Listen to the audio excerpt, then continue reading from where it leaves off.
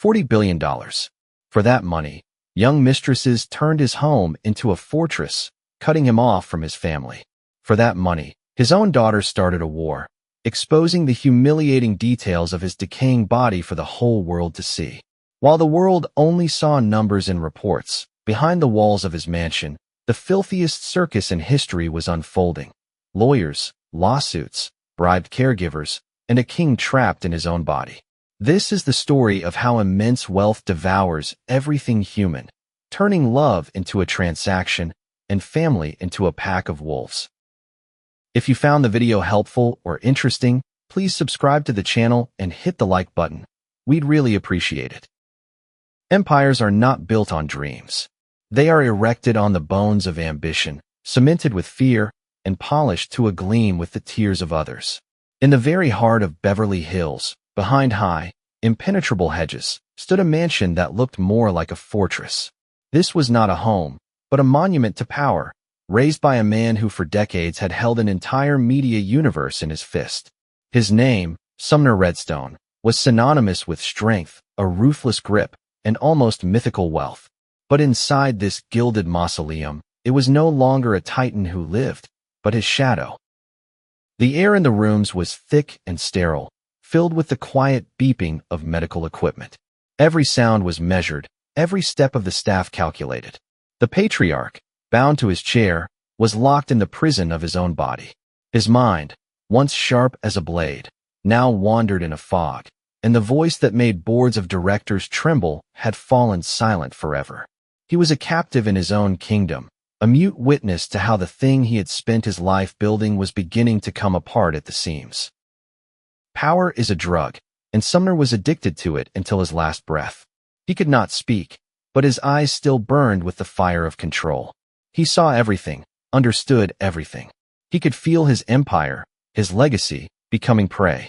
Beyond the walls of his room, a quiet, invisible war was already underway. It had no gunshots, but it had lawsuits, honed like daggers. It had no armies, but it had legions of lawyers, ready to tear anyone apart for a share of $40 billion. The vultures were circling from all sides, and they had familiar faces. They were the faces of his children, his confidants, his mistresses. Every one of them swore loyalty, but behind their frozen smiles lay cold calculation. They hovered over him, over his fading body, waiting for the moment to pounce on the inheritance. They saw him not as a father or a boss, but merely as an obstacle, the last bastion to be taken to claim the ultimate prize. Wealth of this magnitude changes the very nature of human relationships. It turns love into a transaction and familial bonds into promissory notes. Children cease to be just children, they become shareholders. His daughter Sherry, smart, tough, having prepared for years to be the heiress, was now the main threat. She was his blood, his continuation, and that was precisely why he feared her most of all.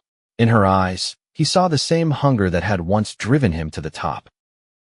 In this house, a whisper was louder than a scream. Intrigues were woven in the twilight of the corridors. Alliances were made and broken overnight. The young girlfriends who had appeared in his life in his final years had become his eyes and ears, his only connection to the world. They guarded access to him like Cerberus guarding the gates of the underworld, cutting off family and old associates. Their loyalty was bought, and they knew its price down to the last cent. The world saw only the facade, the figures in quarterly reports, the headlines in the business press, the photographs from red carpets. No one knew that behind this facade hid the slowly smoldering fire of familial hatred. No one suspected that the great Sumner Redstone, the media magnate who built Viacom CBS, had been reduced to a silent figure around whom the ugliest battle for power and money was unfolding. But the silence was deceptive.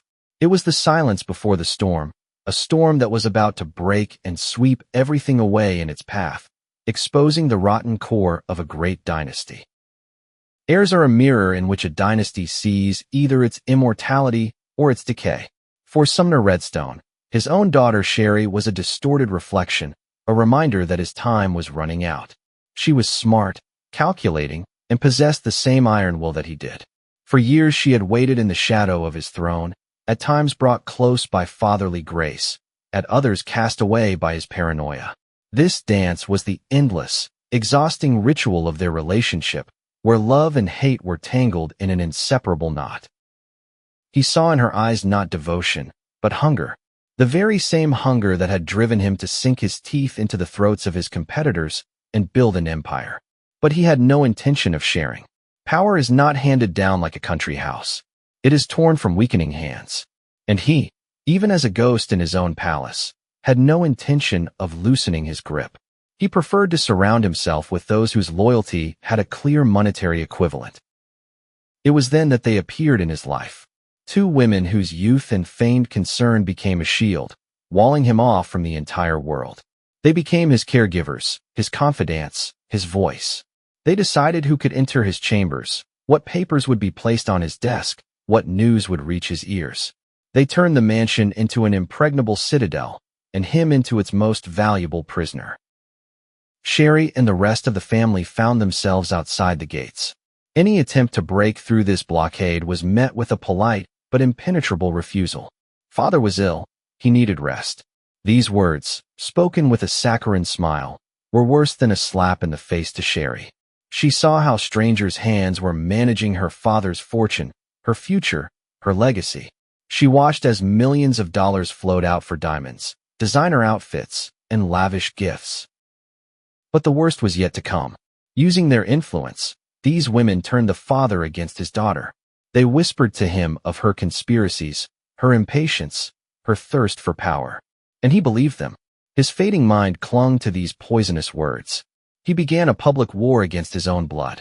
Through his lawyers, he issued humiliating press releases, questioning Sherry's business acumen, declaring that she would never inherit his chair. Every such statement was a blow to the heart. He used the media machine he himself had created to destroy his daughter's reputation. The whole world watched this ugly spectacle, where an aging king exiled his own heiress. For Sherry, this was not just a battle for money. It was a battle for her name, for her dignity. The rage inside her built, turning from smoldering embers into a cold, all-consuming flame. She retreated, but she did not surrender. She lay in wait, biding her time. She knew her father better than anyone. She knew his whims, his weaknesses, his volatility. She understood that the favorites, so confident in their power, would make a mistake. And she was prepared to wait for that moment, however long it took. The war was not yet lost. It was just beginning. And the finale of this war would be written not in courtrooms, but in the silence of the rooms where the creator of an empire was slowly fading away. Every fortress, no matter how impregnable it seems, has a weak point. In Sumner Redstone's golden cage, that place was his own unpredictability. One day, in a rare moment of lucidity or perhaps a final burst of tyrannical will, he made his move. The favorites, who just yesterday had been the mistresses of his world, were exiled. Their belongings, the symbols of their power, were silently packed and put outside the gates. The silence in the mansion became deafening. But this was not peace. It was a detonation. The banished queens were not about to exit the stage quietly. They struck back, and their weapon was a lawsuit. They claimed the old lion was mentally incompetent, that he had become a puppet in the hands of his daughter Sherry, who had taken advantage of his weakness to seize power. This lawsuit became the key that opened the tomb, and what the world saw inside was uglier than the wildest speculation. The facade crumbled, revealing decades of hidden dysfunction. The court documents became the script for the filthiest of reality shows. Page after page, details emerged that sent shudders through all of Wall Street. Hundreds of millions of dollars spent on whims. Testimonies from nurses and guards that painted a picture of humiliating dependence and total control. The private life of a man who controlled the destinies of thousands was turned inside out and put on public display. This was no longer a family squabble. It was a public autopsy. At the center of this circus was one question, humiliating in its simplicity. Was Sumner Redstone of sound mind? Could a man who was unable to feed himself manage a $40 billion corporation? Lawyers crossed swords. Experts gave contradictory opinions, and Sumner himself remained silent. His silence was the loudest sound in the courtroom, a vacuum that everyone filled with their own conjectures and interests. The culmination of this humiliation was a court-ordered medical evaluation. Doctors were to peer into the Titan's mind and deliver their verdict. The process itself was torture. The man whose word had been law was now answering primitive questions designed to assess his cognitive functions. The great empire builder was reduced to a test subject, an object of study. His legacy, his creation, his name, all of it now depended on the conclusion of a few people in white coats. The news of his condition spread like wildfire. Financial analysts who once dissected his business strategies now discussed his medical chart. Tabloids published photographs of his decrepit body. The legend of the ruthless magnate was dying before the eyes of the entire world, giving way to a pathetic story of an old, sick man who had become a pawn in someone else's game for his own money. He had lost something more than control of his company. He had lost his myth. Sherry may have regained access to her father's house, but at what cost? Victory in this battle only meant that she would now rule over ruins. The abscess had burst, and its contents had poisoned everything around it. The empire was decapitated, its reputation stained, and the family irrevocably torn apart. The storm was just beginning, and it threatened to bury not only Sumner himself, but everything he had ever created under its wreckage. The war changed its battlefield. It moved from the brightly lit courtrooms to the dim, air-conditioned rooms of the mansion, to the silence of boardrooms that smelled of expensive wood and old fear. Sherry returned to her father's house, but it was not a homecoming. She was an occupier in enemy territory. Every glance from a servant, every polite nod from a security guard was steeped in mistrust. She was there, but she still had no power. Her enemies now were not greedy mistresses, but men in impeccable suits. The board of directors, the loyal hounds of the old regime, who had fed from her father's hand for decades. They were not about to cede the throne to the daughter their master had publicly humiliated. They were the guardians of his legacy, as they understood it, and in that legacy, there was no place for Sherry. They built a new wall around Sumner, an invisible one, but even stronger, a wall of legal protocols and corporate bylaws. At the center of this web, motionless and mute, sat the king himself. His body had become the main piece on the chessboard, the prize that controlled all other pieces. And then it appeared, the weapon for the final battle, an iPad specially designed for him. Simple, hideously brilliant in its functionality. Its screen had no app icons or photos of grandchildren. There were only a few enormous buttons. One button said yes, another no. A third was programmed to play a recording of his own voice, shouting the curse word he had used most often in his life. This was not just a tablet. It was his new scepter, his only means of communicating with the world, his only weapon. And everyone around, his daughter, his doctors, his multi-million-dollar managers, became priests, trying to interpret the will of this silent oracle. Every meeting turned into a theater of the absurd. The most critical decisions, affecting the fate of a $40 billion empire, were made based on where the old man's trembling finger would land. Lawyers would formulate complex, multi-page questions and then reduce them to a primitive choice. Yes or no. Everyone would freeze in anticipation. Seconds stretched into eternity. A light touch of the screen could launch a corporate merger or fire a CEO. Sherry understood the rules of this new game faster than the others. She knew her father. She knew that behind the veil of illness, his ego, his rage, his stubbornness still lived. She did not try to argue with him or persuade him. She learned to speak his new language. She framed her proposals in such a way that yes was the only logical choice for his pride. She became his translator, his sole reliable interpreter. The board members, by contrast, continued to see him as only a shadow. They spoke down to him, with poorly concealed pity, certain he was nothing more than a puppet in his daughter's hands. They tried to manipulate him, reminding him of past grievances, of his own words against Sherry. They underestimated him. They forgot that even a wounded predator is still a predator. And then he began to use the third button, the button of anger.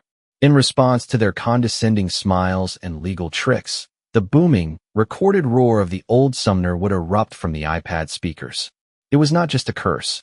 It was an act of will, a verdict, a demonstration that he was still here, and he was still full of hate. That sound, echoing through the sterile rooms, made the most self-assured top executives tremble. Sherry learned to direct this anger. She didn't extinguish it, she gave it a target. She brought her father documents that proved the incompetence or betrayal of his old allies. She showed him numbers that spoke for themselves. And then she would ask a simple question. And when his finger furiously descended on the no button, denying his trust to yet another board member, she knew she was winning. The battle was fought for every vote, for every share. Methodically, one by one, Sherry unseated her opponents, using her father's will as a battering ram. She had turned him into a living weapon against the very system he himself had built. The men who considered themselves his heirs, his successors, now watched in horror as they were fired by the press of a single button on a tablet held in his daughter's hands. It was the slow, agonizing death of the old guard. They tried to resist, called emergency meetings, hired new lawyers. But they were fighting against a ghost. They could not argue with a man who answered them only with monosyllables or cursed them out with a recording of his own voice.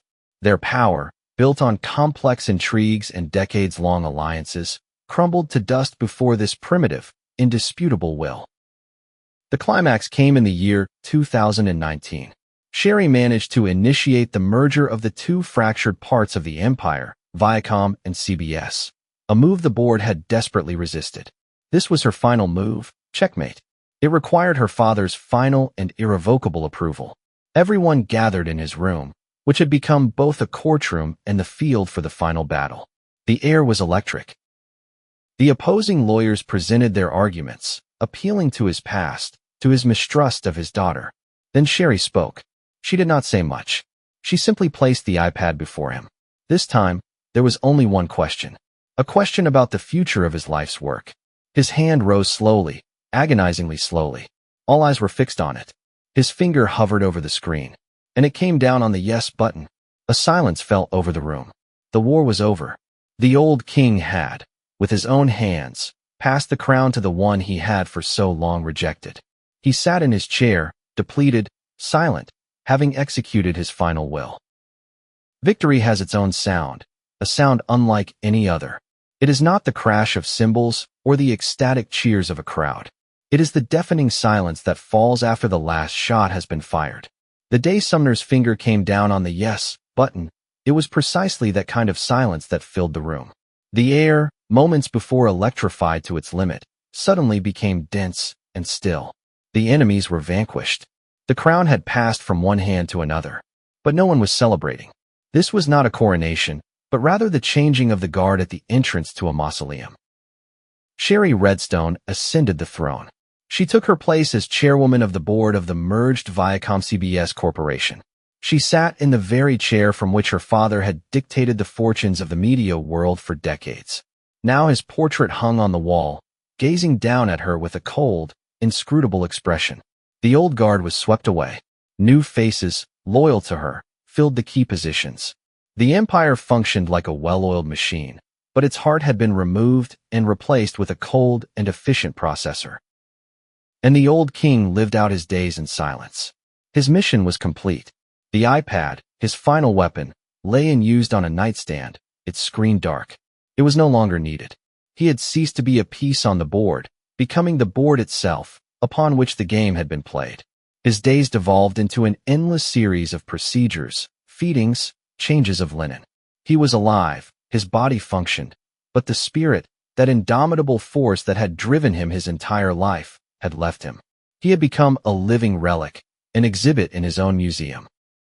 The world swiftly forgot him. The news headlines changed. Financial markets reacted to the merger and stabilized. New projects, new stars, new scandals. The media machine he had created churned on, grinding reality into content, and in that content, there was no longer a place for him. He had fallen out of time, locked in his room while outside. His legacy lived its own life, now independent of him. Sherry's victory was absolute, but it was won on scorched earth. The family, as a concept, ceased to exist. Her brother, Brent, had long been excommunicated from the dynasty. Their father had bought out his share for $240 million, turning blood ties into a financial transaction, closed and written off the books. He became a ghost from the past, a reminder that in this family, everything had a price, even the right to be called a son. The years of humiliation, public insults, and exhausting struggle left their scars on Sherry. She had gained power, but at what cost? She looked at her motionless father and saw not only the tyrant who had tormented her, but also the only person in the world who could understand the scale of her ambition. Their war had been ugly, but it had been their bond. Now that the war was over, that bond was severed. She was left alone at the summit, in an absolute, ringing solitude. The end came in August of the year 2020. It did not happen as it does in the movies. There were no last words, no dramatic gestures. Simply, one day, the medical machine stopped beeping. The heart of the 97-year-old Titan stopped. Death, which had circled his home for so long, finally entered, quietly and mundanely, like a nurse coming in to give an injection. The news of his death was a top global story, but it felt like a belated obituary. Everyone knew that the real Sumner Redstone had died long ago, the day he lost his voice, or the day his mind became the subject of a forensic evaluation, or the day he passed power to his daughter. The physical death was merely a formality, the final period on a sentence that had long been written and read. Sherry received official condolences from heads of state and corporations. Flawlessly worded press releases were issued. But behind the wall of this corporate ritual, there was a void.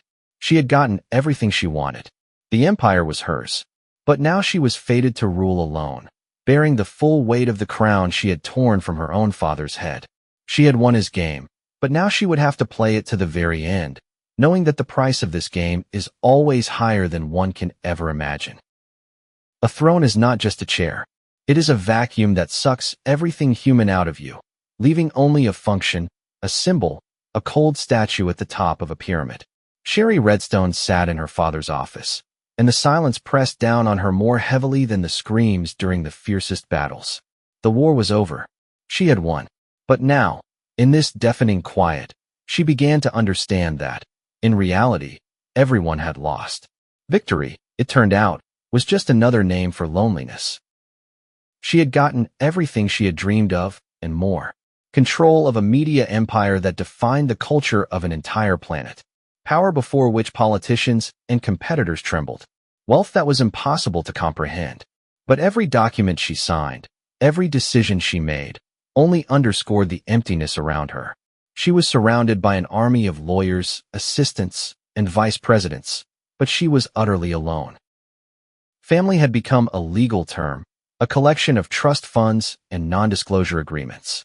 Her brother was a stranger, separated by a wall of money and old grievances. Her father had become a portrait on the wall and a chapter in business history textbooks. Love, trust, kinship, all these concepts had been incinerated in the fire of the years-long war. On the ashes, only she remained, the queen of an empire built on the ruins of her own family. Sometimes, looking in the mirror at the end of a long day, she saw his eyes. The same steely glint, the same stubbornness in the curve of her lips. She had learned to be ruthless because he had taught her that in this world, only the most ruthless survive. She had adopted his grip, his strategic thinking, his paranoia. She had defeated him by becoming him. And that was the most terrifying outcome of this whole story. She had not just inherited his empire, she had inherited his essence. The world applauded her.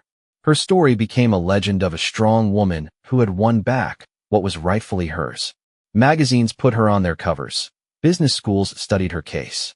None of them saw, or wanted to see, the true price of this victory. No one wrote about the sleepless nights, the emptiness of the enormous house, the ghosts of the past who sat with her at the boardroom table. An official biography always lies. It is a monument to the victor, hiding the cemetery on which it stands. She knew this was not the end. It was merely the beginning of a new cycle. A throne demands an heir, and an empire demands eternal vigilance. One day, her own children or ambitious executives would look at her the same way she had once looked at her father, with the same hunger in their eyes, with the same cold calculation. Because it is not people who create this struggle. The system itself creates it. Power on this scale breeds those who are willing to do anything to obtain it. She became an effective ruler. Her decisions were measured, her strategy flawless. She governed her empire with a cold brilliance, inspiring admiration and fear. She became the perfect CEO, the ideal chairwoman of the board. She became everything her father had wanted her to be, and everything she had once fought against. She was proof that there is no escape from this cage. One can only become its new jailer. Sometimes at night, she dreamed of his voice. Not the one recorded on the iPad, but the real one. The voice from a distant childhood, when he was still just a father and not a media magnate. These dreams were worse than nightmares because, upon waking, she realized that she was the one who had destroyed even the memory of it. That in the fight for his legacy, she had trampled on everything human in him, leaving only a brand, a legend, and $40 billion. Power is the illusion of omnipotence. She could change the leadership of a television network with a single phone call, but she could not turn back time. She could buy any asset in the world, but she could not buy forgiveness or oblivion. She sat at the pinnacle of the information pyramid, but was the most misinformed person because no one told her the truth anymore. They told her only what the queen wanted to hear. The price of wealth is always higher than what is listed on the tag. It is not just money. It is your soul, your family, your ability to trust and to love. Sumner Redstone paid this price in full, and his daughter, by ascending his throne, merely assumed his debts. And now she was fated to pay them off for the rest of her days, in the silence of her palace, at the top of the world she had conquered, and in which she remained a prisoner forever.